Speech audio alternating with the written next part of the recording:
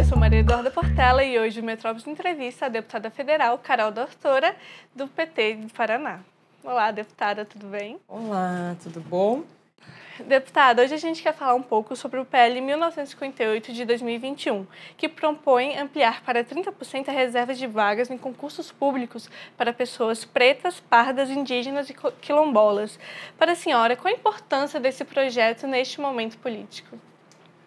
O PL de cotas para os serviços públicos e esse aprimoramento que o texto traz nesse momento, ampliando de 20% para 30%, incluindo a população, os povos indígenas e as comunidades quilombolas, ele é uma reforma estrutural para o Brasil. Um dos maiores problemas sociais que a gente tem no nosso país e para superar é o racismo. Esse racismo que se espalha, né, por todos os âmbitos da sociedade. Então, a população negra, a população indígena, os povos quilombolas, essa população que a gente diz que é a população racializada, que sofre com o peso do racismo, sofre com a exclusão que o racismo cria, sofre com a exclusão também no mercado de trabalho. Então, o PL de cotas tem essa perspectiva, incluir essa população no mercado de trabalho, mas, acima de tudo, incluir nos serviços essenciais, nos serviços que são fundamentais: saúde, educação, segurança. A gente precisa de mais representatividade nos serviços públicos. Não é mais possível, e a gente tem pesquisas que mostram isso, que a população brasileira não se vê, né, não se sente representada nos serviços públicos. Por quê? Porque não vê sua própria face. A gente está num país que é 56% negro, e se você chegar, por exemplo, numa comunidade quilombola, é possível você ouvir uma pessoa quilombola dizer que nunca teve um professor quilombola, que nunca foi atendido por um médico quilombola ou indígena. Então, é urgente que a gente supere essa exclusão, até para que a gente possa oferecer um serviço público de qualidade e eficiente. Porque se as pessoas que são aquelas que recebem os serviços públicos e as que oferecem, se elas não se identificam, você já tem um problema. Então, as cotas, ela tem essa perspectiva: inclusão no mercado de trabalho, mais representatividade nos serviços públicos, mais eficiência e combater o racismo institucional. A proposta tramitou no Senado Federal e enfrentou objeções da oposição. Como a senhora interpreta essa resistência? E a senhora acredita que há risco de acontecer o mesmo na Câmara dos Deputados? Sem dúvida, a gente vai enfrentar esses debates. A resistência que a gente percebe é uma resistência que é uma distorção da compreensão sobre a questão de mérito. Então, um dos argumentos que essa oposição ao PL traz é que o PL tiraria que as pessoas entrariam nos serviços públicos sem ter mérito, sem merecer. Mas isso é uma tremenda falácia e uma coisa que a gente diz também que é uma atualização do racismo. Porque não é possível que uma pessoa adulta na sociedade brasileira, que tenha passado pela educação básica, não reconheça o tamanho do racismo no Brasil. Não é possível que essa pessoa transita pela vida, pelo Brasil, ou até mesmo pelo espaço onde está, como, por exemplo, o Congresso, que ela olhe para a esquerda, olhe para a direita e perceba o vazio da população brasileira ali, né? Esse perfil esmagador que a gente tem hoje, tanto nos serviços públicos, quando a gente pensa alto escalão, porque também é importante dizer que a gente já tem as cotas, né? As cotas ficaram vigentes por 10 anos.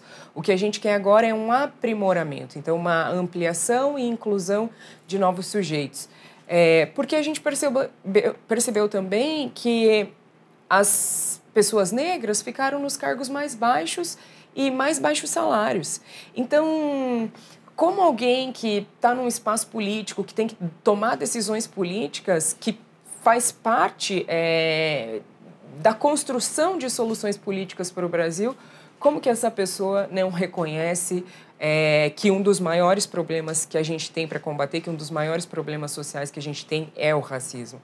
E as cotas são essa ferramenta poderosíssima para esmagar essa distorção social. Então, a gente diz que discutir cotas pela perspectiva do mérito é uma atualização do racismo.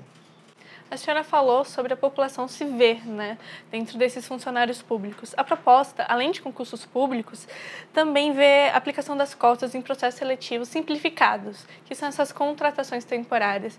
A senhora acredita que isso poderá aumentar a representatividade desse público dentro dessas contratações temporárias também? Sem dúvida. Aumentar a representatividade em todo o funcionalismo.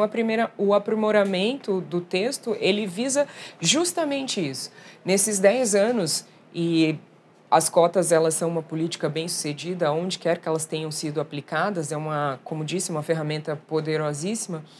Então, nesses 10 anos, a gente aplicou cotas, a gente teve um aumento ali percentual da população negra nos serviços públicos, mas isso também demonstrou a necessidade de aprimoramento, porque quando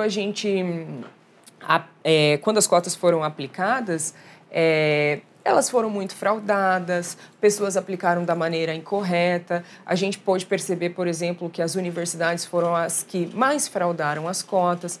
Então, todos esses refinamentos para que essa aplicação seja efetiva e que a gente consiga garantir de verdade essa reserva de vagas, todos esses aprimoramentos são feitos no texto agora. Falando sobre essas fraudes, a senhora poderia explicar para a gente o que o projeto traz para garantir que essas fraudes aconteçam e garantir a inclusão justa e segura dessas pessoas dentro do funcionalismo público por meio dessas cotas?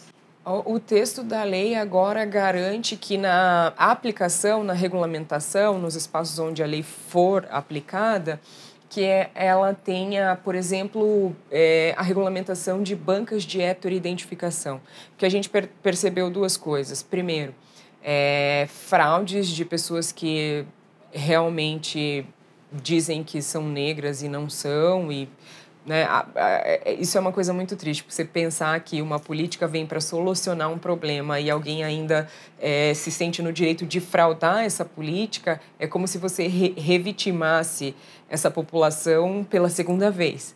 Então, regulamentar as bancas de heteroidentificação, a gente também percebeu a necessidade de que as pessoas que componham essas bancas sejam especialistas em relações étnico-raciais, porque a questão racial no Brasil ela tem uma complexidade gigante.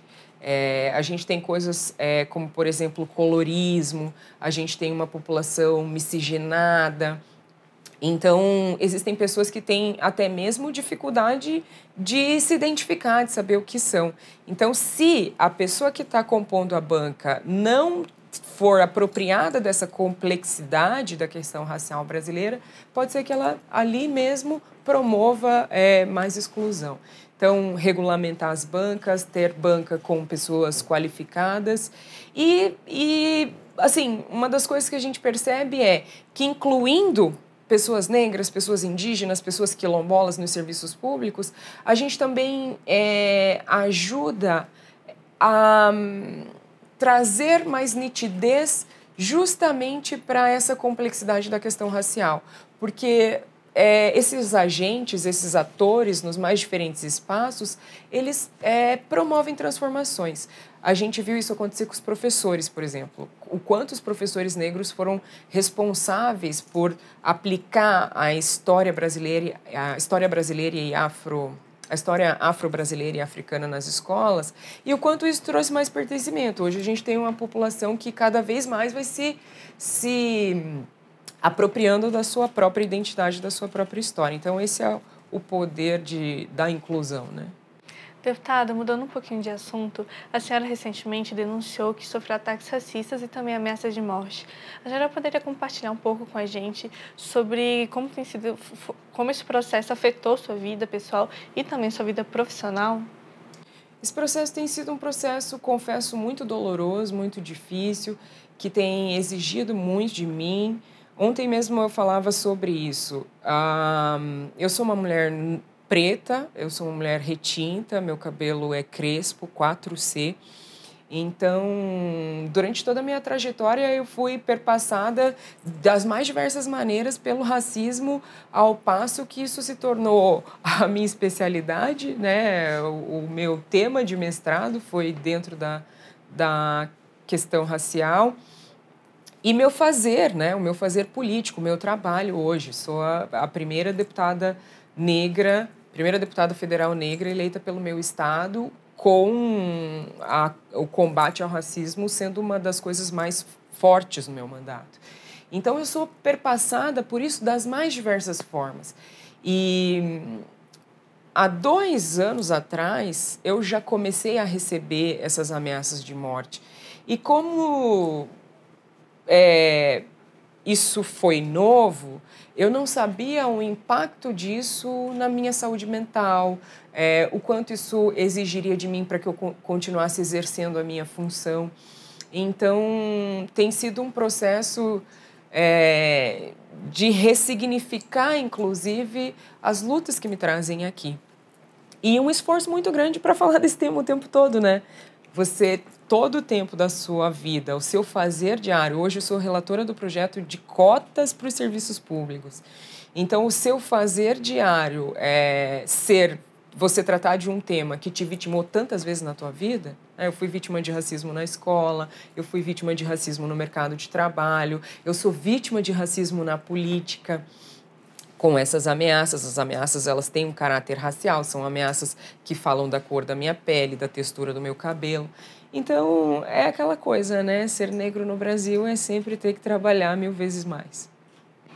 Deputada, falando um pouco disso, né, sobre como isso impactou a sua vida, gostaria de saber se a Câmara dos Deputados ou outras autoridades ofereceram algum tipo de apoio, seja de segurança, ou seja até psicológico também.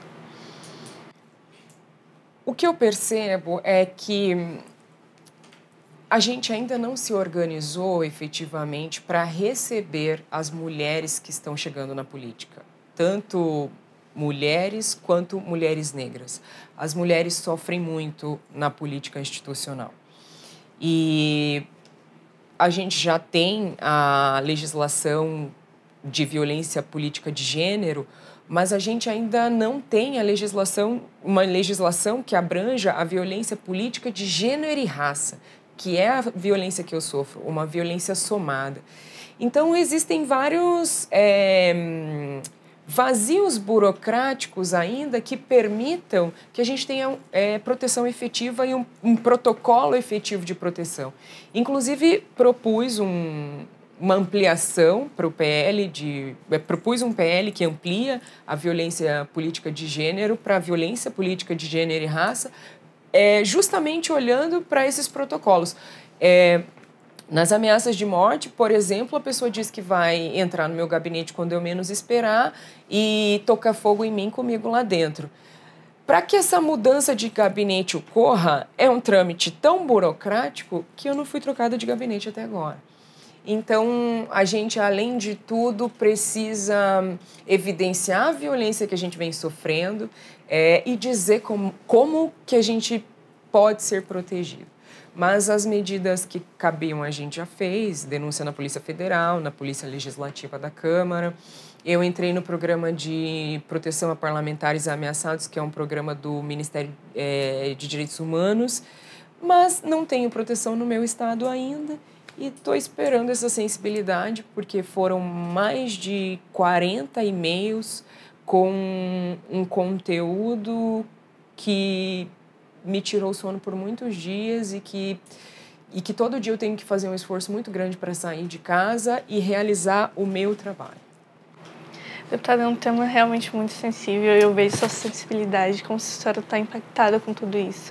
Queria saber se o presidente da Câmara chegou a conversar com a senhora sobre o que aconteceu e se ele se mostrou disposto a te trocar de gabinete ou algo similar. Eu ainda não tive uma resposta. Eu sei que o líder do meu partido está pautando a minha troca de gabinete e que a gente possa fazer esse diálogo, mas eu ainda não tive resposta.